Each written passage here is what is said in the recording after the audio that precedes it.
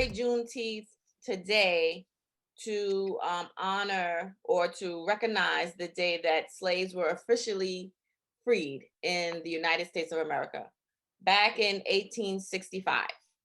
That's the original date that we recognize as the slaves being free. So we know that from 1865 to actually even current day, that, African Americans still struggle to receive, equality and other rights in this country. And so we could only imagine what it was like back in 1932. 1932 when you were born. So can you take us back to that time and how the country was and how the country treated African Americans back then? Of course. 1932, when I was born, I mean, I don't remember, I had to start when I was about 5 years old. Okay. I don't remember anything before then. I know that when I was 5 years old, my mother and my father were sharecroppers. And I remember my father put a sack on my back when I was 5 years old to go into the field to pick cotton. Everybody praised me because I picked, I think, about 20 pounds of cotton that day or something. Really? And, it inspired me to continue to pick cotton, But cotton is the worst thing you can do in occupation, as far as I'm concerned, because the cotton fights back. When you have a cotton boll, it comes out, the cotton comes out, the bowl opens up, the cotton comes out, but you got the stickers up there to protect the cotton itself. And you got to go down between those stickers and get that cotton out of there. And you get your fingers all torn up because you got stickers. And then you have to watch out for the snakes, copperheads. You have to watch out for the even wild dogs sometimes, foaming at the mouth. They're out there. And all kinds of beetles and bugs and everything out there in the field with you. And the temperature is about 90 degrees and there's no place to hide. You're sweating. And even when you get to the end of the row of the cotton, the water is even hot. So it's very difficult. It's a very difficult. And you can only pick cotton in two positions, either on your knees or bent over. And it depends on which part of the field that you're picking your cotton in, because some of them are taller than you are. And some of them down lower than maybe 1 or 2 feet from the earth. So you have to be sure that you pick the cotton either on your knees or bent over. There's no other way you can pick cotton. And I think it's the worst thing you can do. But to get back to... But Uncle Irvin, what do you remember the name of the plantation you were on, or where you lived? Like what? Yes. I was born on a plantation called Hennigan Hill, HENNINGTONHILL. Hennigan Hill was owned by a man named John Ferry, Fairy. He was the owner of the plantation. Then you have Mr. Orangenberg, what was that name?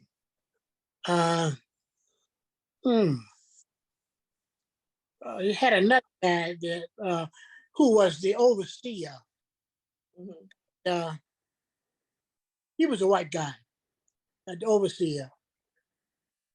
And we only went to school in the winter, because during the summer and spring, we had to plant cotton and corn and stuff like that. And in the summer and the fall, we had to pick the cotton and shuck the corn and take care of that. So you actually went to school in the winter. You actually did go to school. We went to school mostly in the winter. And if it's rainy season and something can't be done in the field, then you might be able to go to school. But the the farm was more important than school as far as the people concerned. Okay. Okay. And so when you went to school, was the school close to you or you had to walk a distance? We had to walk 5 miles to school because we outside of St. Matthews. We weren't born directly in St. Matthews, but 5 miles outside of St. Matthews on a plantation. So we had to walk to school, to St. Matthews to school. That's the only school we had. One black school in St. Matthews, and you had to walk to that school. And wasn't no bus, and didn't care. Now we had, no, the weather didn't make any difference. Snow, sleet, ice, stormy weather didn't make any difference. We still had to walk, to go to school.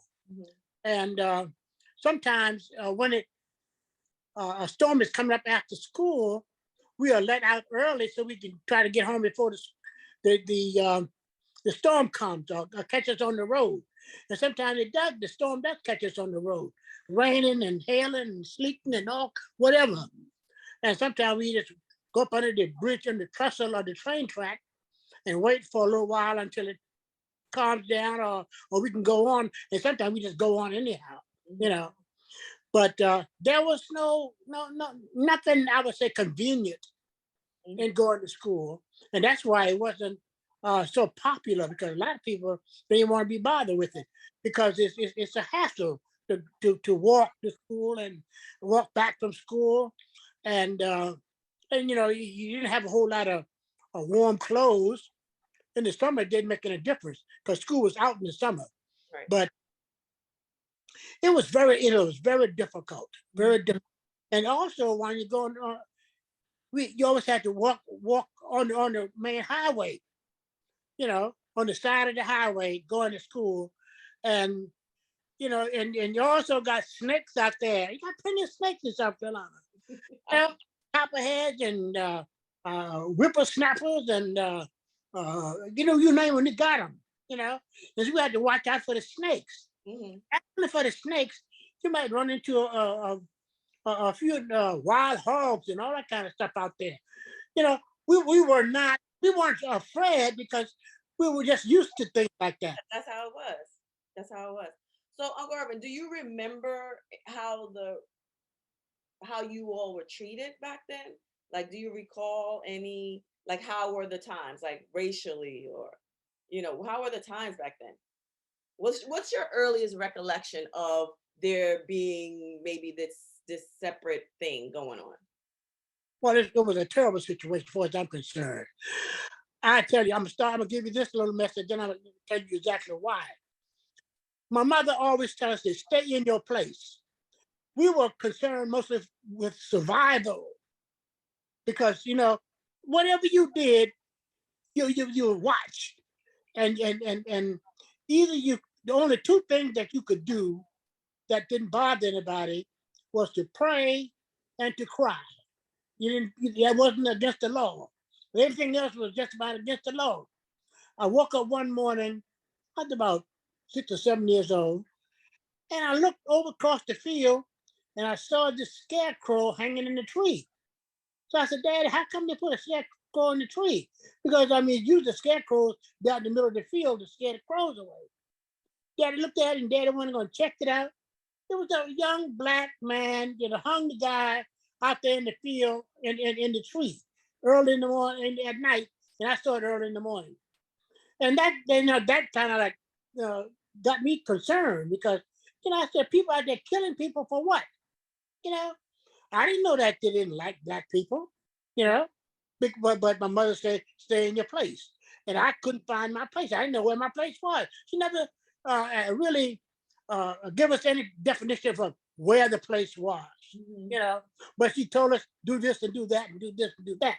Then we know that was what she meant to stay in your place. You Mhm. know, stay being humble, stay being polite, stay being a sharecropper, a second class citizen. Mhm. We had to get off the sidewalk if you see a white man coming down on the street every year in the town going to school, we had to get off the sidewalk and let him pass. And you can't look him in the eyes because you think that you are being uppity, you know. So and sometimes you take your hat off, as they pass, you know, especially if there's a woman with him, you know. And if you look up there, what's your problem? What are you looking at? And stuff like that. So we don't look at him, and it wasn't a very nice situation at all. Hmm. I said we had black school, and we had it wasn't very well equipped. We had to go in and build a fire in the pot-bellied stove in the middle of the room early in the morning if you get there, and then wait for it to warm up before you take the coats off. And then at lunchtime, you had to go out and make sure you go to the bathroom, because the bathroom, all the bathroom, toilets outside, and it was all messy, and the kids poo poo all over the place. It was a mess. It was a mess. Do you remember how the white schools were?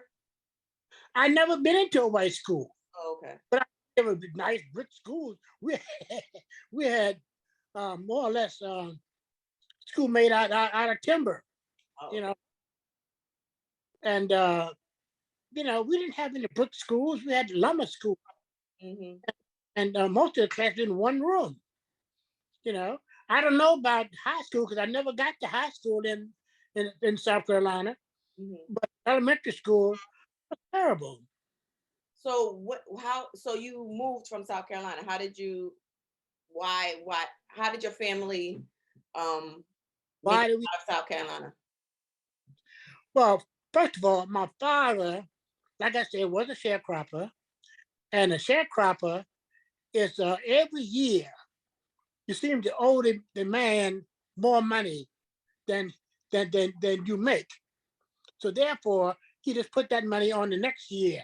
Okay, you're 1,000 or you're $1,200, but next year you finish up that $1,200, and then whatever else that your cost of farming when we split it up, we will work it out next year. Hmm. But you couldn't leave the farm because, like every year, you had to always settle up with the owner, and the owner really owned the store that you get your equipment from, all your clothes, your shoes, your whatever he got, whatever you need, you get it from his store, and you charge it. And at the end of the year, when he adds up everything, you always owe more than you get. So therefore, it's always more next year that you owe. Hmm. So you're And if always in debt. he, You're always in debt. You can't ever get out of debt. you never get out of there. It's a planned slavery, Hmm. as far as I'm concerned. The thing is that you can't leave, because if you leave, they say that you ran away owing the man money, and the police come after the sheriff, come after you and put you in jail. You know, then they put you on the farm anyway to work to somebody else's farm, and that person collect money from the sheriff, give the sheriff money, stuff like. It was a terrible situation. But my father happened to have family in Arlington, Virginia. And one year my father paid the back money and told him, said, I'm going to leave, but I'm going to leave the family here and let them work the farm. And when I get enough money, I'll send for them. He said, okay. Because, I mean, he got the family working there free anyway, so it didn't matter. And we know what to do and how to do it. And had 9 of us, plus my aunt and Elise, had that 10 all together, because she was about 15 years old then when my grandmother died. And we took her in as part of the family. And my father went to Arlington, Virginia, to work on the Pentagon building, to help build the Pentagon building. He carried bricks and mortar, stuff like that, to the brick masons. And we worked the farm. Hmm. What happened?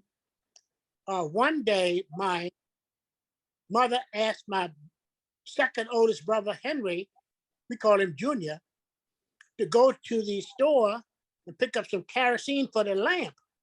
You know, 10 cents worth of kerosene for the lamp.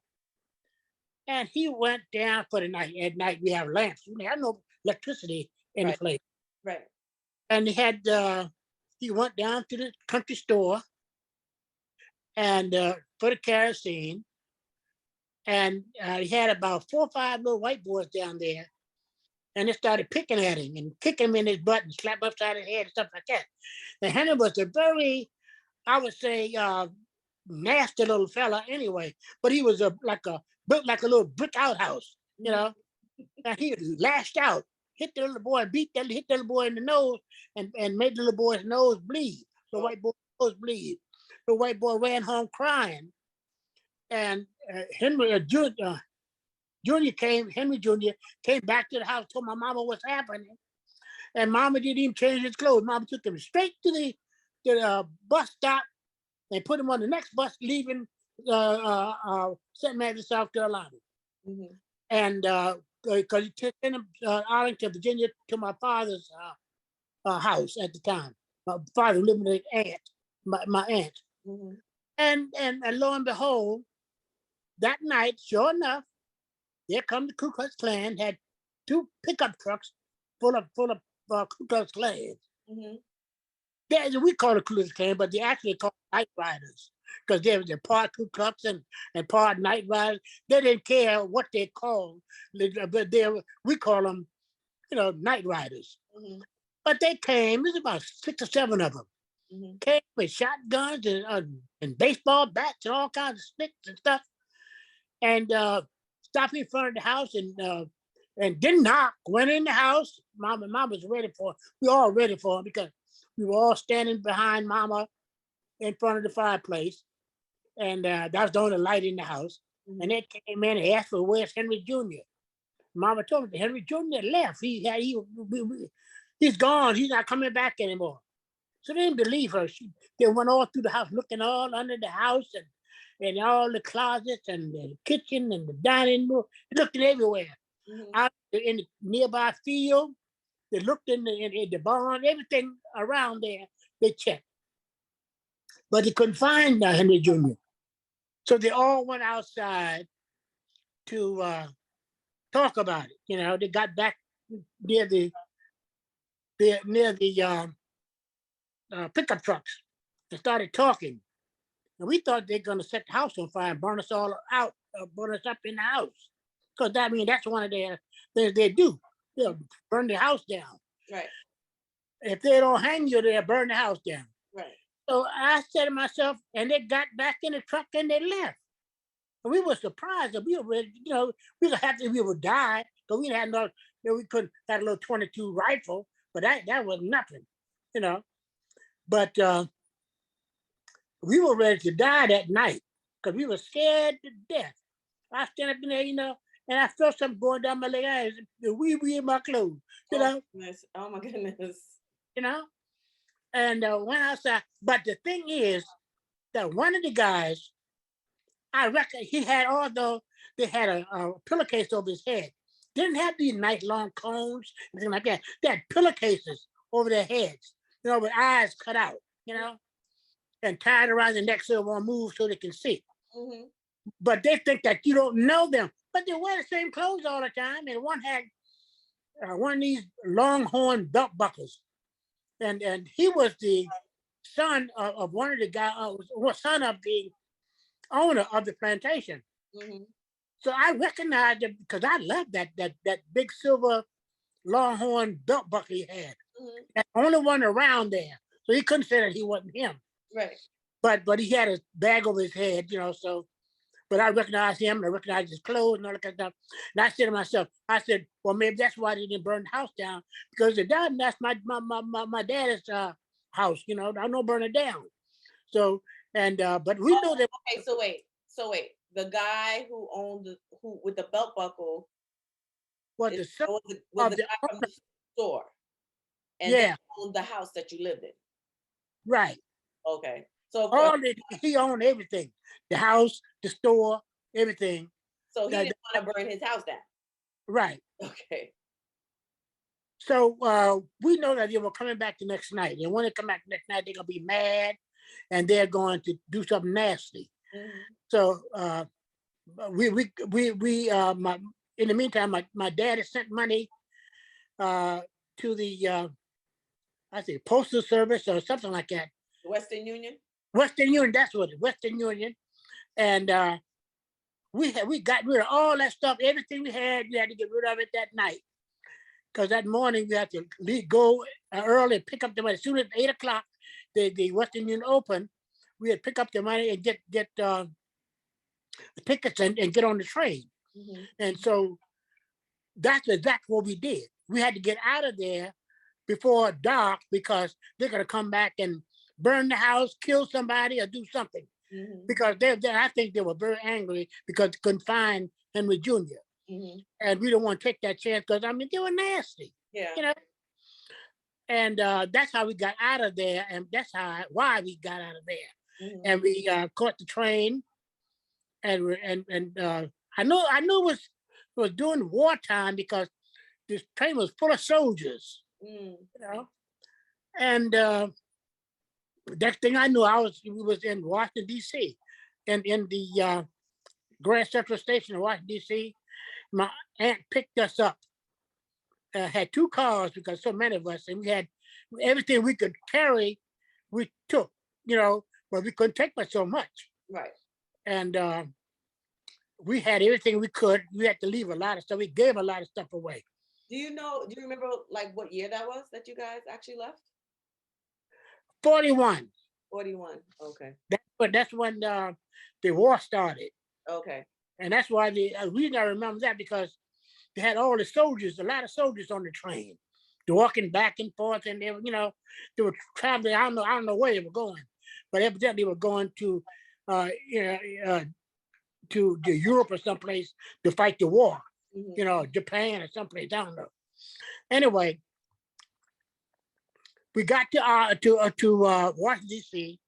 and my Aunt Ellen had her car and another car, and we got in the car and went to Arlington, which is only I think about 3 or 4 miles outside of Washington D.C. Mhm. And you know where Arlington is, don't you? Yeah, I was in Virginia. Yeah.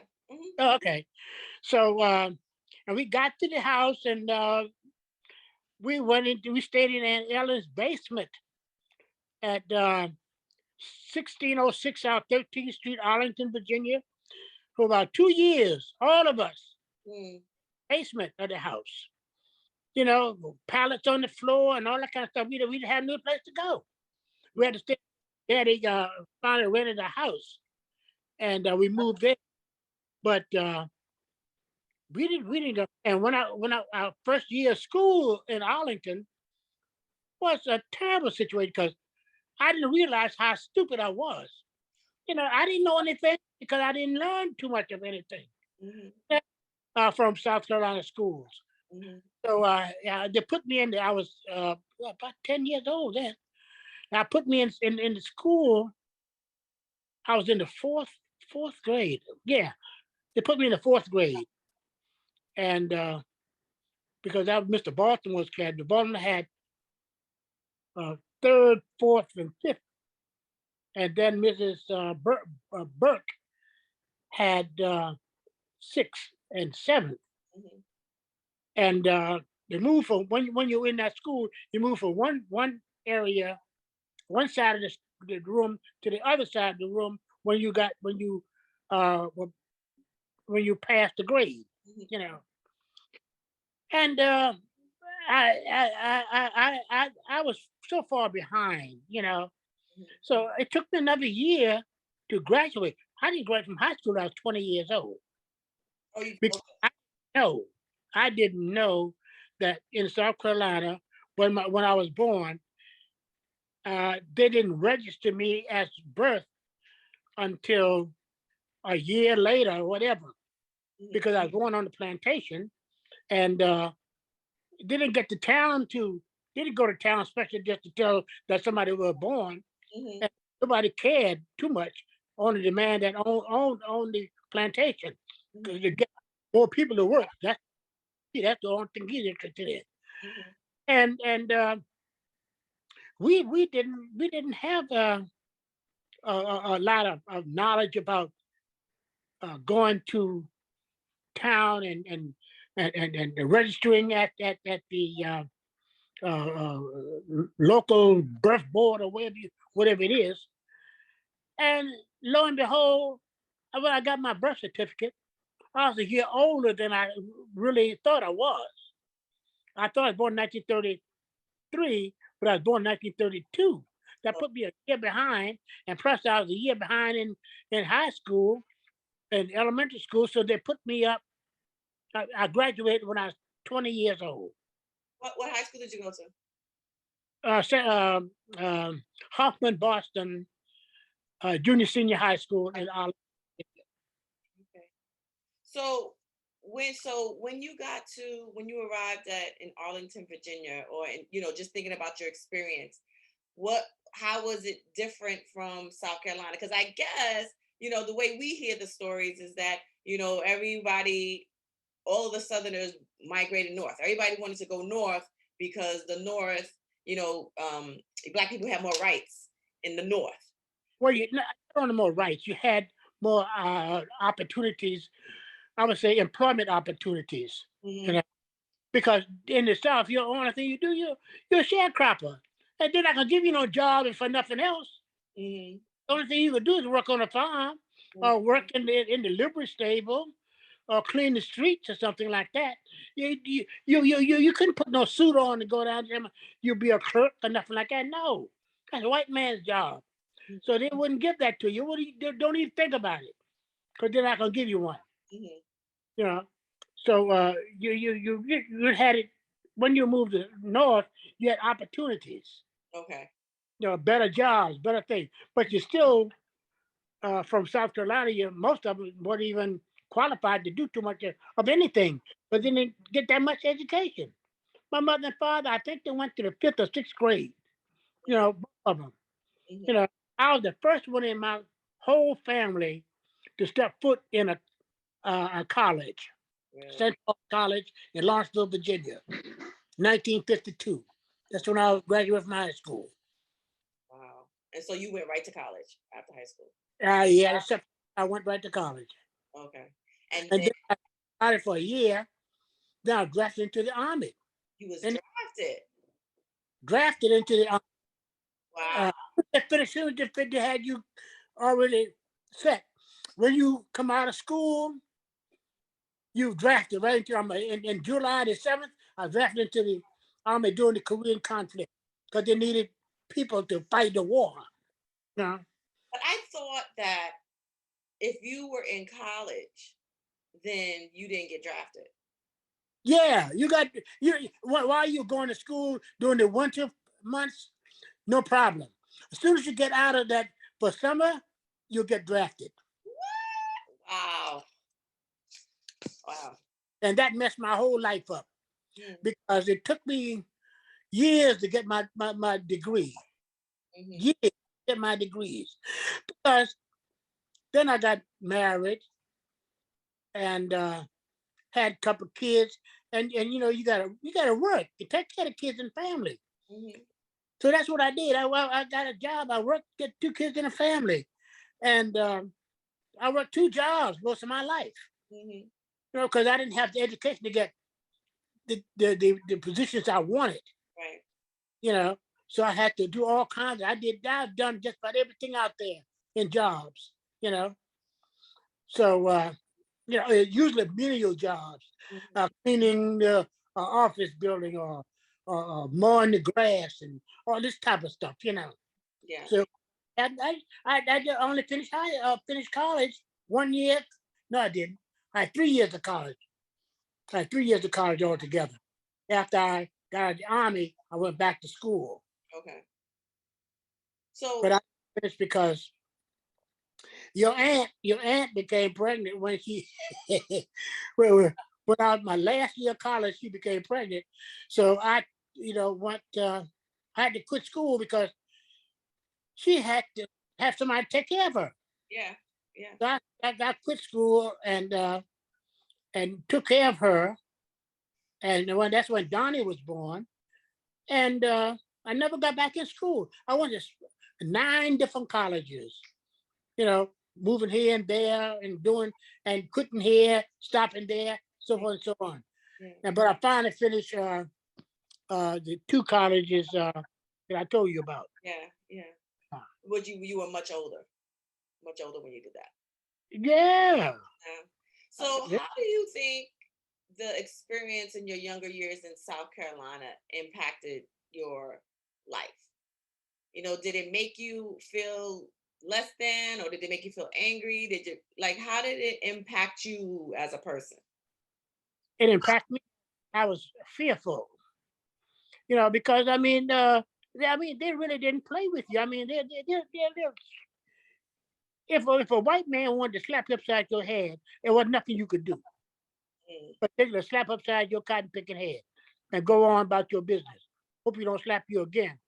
You know, are you trying to be uppity and kick you in your butt? Ain't nothing you can do. mhm. You know, and yeah, I was fearful to me. That's why my mother always say, stay in your place and don't aggravate the white people. But You did know, you carry that same mindset or thoughts and feelings in your adulthood? that mindset ran with me until right now. I Really? sometimes I feel that white people are better than I am Mm, because they put it into your head that you're a slave. You're less than white people, and then and everybody when I got to Arlington, most black people want to be white. They bleach their skins like black and white ointment on their skins, and they have uh, process their hair, you know, and try to be and wear white people clothes, try to be white mm, because they feel that they will be accepted once they were white or mhm, close to white. That's why so many light skinned people get at more opportunities mhm, than black people. Even in our own race, we are prejudiced. mhm, You know, like your great grandmother, she didn't particularly care for me because I was dark. mm, You know, and that was just a one of the natural things because it ran through the community, yeah, yeah, even the communities. You mhm, had light skinned white people seem to progress more mhm, because they look more like white people. So therefore, they had opportunity to get a better deal, mhm, get better jobs, get mhm, better education. Things of that nature. Because when matter of fact, I wanted to go to Howard University, but at the time, my family had a whole lot of money.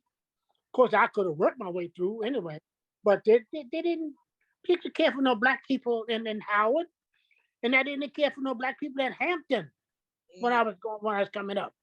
They want you if you had money, they'll take you. But if you didn't have any money, they'll rather not be bothered with you. They And wanted I'm they wanted light skinned blacks. like, yeah, Mm, because that will put them a little ahead of in progressing yeah. more. They get better deals. Mhm. You know? Yeah, I think that, we still see some of that today. But I know because now we're able to have those conversations and sort of, just try, try not to think and, do those things that, that will separate us. But I know that, it still exists, to some degree, because when you still have the little kids, who go to school and they come back, oh, Johnny teased me because he said I'm black, I'm too dark. We still hear these stories today, but it's it's obvious that we still have work to do, you know, ourselves, our race, we still have work to do. But definitely as a country, we still we still have work to do. We've come a long way. I would say. Would you say that we've come a long way? We've made progress. We have come away, but we got a heck of a long way So yeah, we still to have a way to go. go. When I in South Carolina, you couldn't go to the store and have anybody and try on a coat, shoes, a hat, or nothing. You have to look at it and see your size and hope that it fits, and then you buy it. You don't think about taking it back, you know. And Yeah. shoes, you know, Hmm. you try on anything. Yeah. Yeah. Yeah, size and you buy it. Hmm. Sometimes you have to take it up in the waist and on the side and all that kind of stuff. But that's what you do. You buy it. And So sometimes, let me you know, ask you, Uncle oh, Urban, have you been back to South Carolina? what? Have you been back to South Carolina? Couple times. It Oh, says, yeah. I went back with my grandfather. My grandfather owned a lot of property down in South Carolina. I went down with him down to sell timber. Then I went down for a family reunion because I still have relatives in South Carolina. yeah. And so I Hmm. went there for a family reunion, but I haven't been down there since. Okay. And I don't feel comfortable. I was in Tennessee. I didn't feel comfortable in Tennessee, but I know how to deal with them because my background knew I knew from what I was taught when I was coming up Hmm. how to deal with white people, you Hmm. know, and I could deal with them. It don't make any difference to me. I can deal with them. Hmm. Okay. But I mean, you always got to deal with them. Let them think that you are less than they are. As long as you think they're less than you are, they're happy. Mm. If you think that property Hmm. that you just as much as they are, Hmm. problem. So let me ask you this, Uncle Irvin. So you raised two children, right? Uh, How did you teach them to deal with?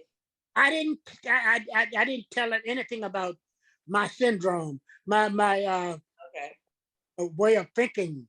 You Hmm. know, I let them kind of like I encourage them to do whatever they want to do. You know, but Hmm. I wouldn't let them know about my problem Hmm. because I was brought up that way. I Hmm. don't bring my kids up that way. Right. You know, and that's why my kids like Shara think about going to South Carolina. I said, man, I said, oh Lord, But see, I had to go. And she wanted to buy houses and stuff like that. Yeah. I said, Full man, circle. That's a full circle moment. huh? It's a full circle moment for her to go back and now buy property there. Yeah, yeah, but I ain't gonna go. I really didn't want to go down there, but I mean, I'll go because the things have changed a little bit, but they ain't that changed that much. Yeah. Like in Tennessee, things haven't changed that much. Yeah. Yeah, There's still definitely the undertones, and we've seen what happened in the country, in the last few years with, our former president and the igniting of this, new white supremacy behavior and mindset that we're seeing right. in the country. And it's really I didn't know until the last few years how bad it was, Oh, because it's terrible it was because and then because the other you thing, haven't lived it. You haven't lived it. right? And I grew up in New York City, right? That's So right. we have everybody here, but the country is definitely divided, separated. You have those places where it's just a large majority white population. Then you have your black communities here or your other races, and everybody's separated. And in those communities, there's this just belief system that still exists that they're better than everybody else, and That's right. I didn't know that. I really didn't know that until it was ignited, I guess. It was released, it was revealed during his presidency. And I think we definitely still have a long way to go, because it's literally half the country that still thinks like that. Half of the Yeah. country still thinks. Well, see, a lot of people don't realize it, but It was progress when Obama became president. That was a fantastic thing. It built the ego of a lot of black people. Said, if he can do it, I can do it. Right. One type of thing, and that did not set good with a lot of the white supremacists. They don't want you to be any better than you are. Right. They don't want you to think that you can do it.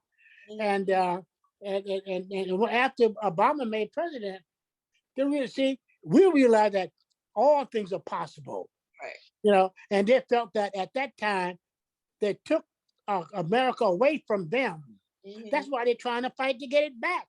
Right. But the thing is that we got these young black children today are geniuses. I mean, they take a lot of time and prepare themselves because most of them are A students. Yeah. Yeah. Go on. No, I was just saying. No, yeah, you're right. We do have, potential. Some very brilliant students. We have just as much potential as anyone else, and like Charles's daughter Isis. The child had one B in her whole life, and she almost that was in elementary school, and she. Hold the phone back some. You're real close. Hold it out some. Okay, there you go. Okay. Can't see your face. Okay, there you go. Okay. And she had one D in elementary school, and she cried like a baby. And not since then. The grade she had was A's and A pluses. Yeah. We're definitely capable of greatness. And so it's just now, we have to continue to, encourage that and in the next generations. But also, Uncle Irving, I wanted to talk to you about this. You also own businesses when you were coming up, right? Yes. What kind of businesses did you own? Well, first of all, I had an insurance agency in Inglewood. Had an insurance agency. Then I sold that and bought a delicatessen, convenience store. Yeah, I remember that. I remember working in the Right. It was the best. That was the best experience. Yeah, that was a good experience for me too, and I enjoyed that. And the reason I got out of that because I got a heart attack out there shoveling snow in front of the store, and I had to get out. I sold that. I had to get rid of that. But those are two businesses I had. But I've done a whole lot of other things in my life. Yeah. Yeah, you definitely had a rich life, and when you went to college, you were in the military, you were a family man, you're a man of God, you're in the ministry serving the Lord, just a businessman. So I mean, I feel proud, and and I thank you for everything that you've done for us over the years, always being, the man in the background, watching what's going on and, straightening us out when we needed to be straightened out. But, I'm just grateful that you're still here and able to share these stories because, I think as long as I can, now share the story with the next generation, it will never die. Like we can always do better and make progress. And so right. And matter of fact, I'm still writing a book. I was writing that book for about 10 years. Oh, okay. I didn't know you was writing a book. Yeah, I'm writing the book,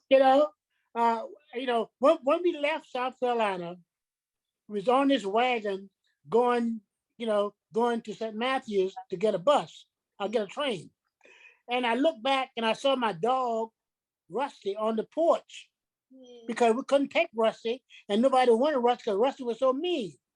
So we just had to leave him on the porch. And he left there, we left him on the porch. And I looked back and he looked so sad. He laid down like he's sleeping. Looked so sad. Yeah, I guess he thought he was coming back. And I said to myself later on, I said, I wonder whatever happened to Rusty. That's the name of the book. Oh. I wonder whatever happened to Rusty. You know, well, yeah. Uncle Irving, I want to thank you so much for joining me today. Thank you for sharing your story. And you know, maybe next year we'll continue the conversation. But it's always, you know, great to speak with you. And we thank you. We thank you for everything. You're welcome.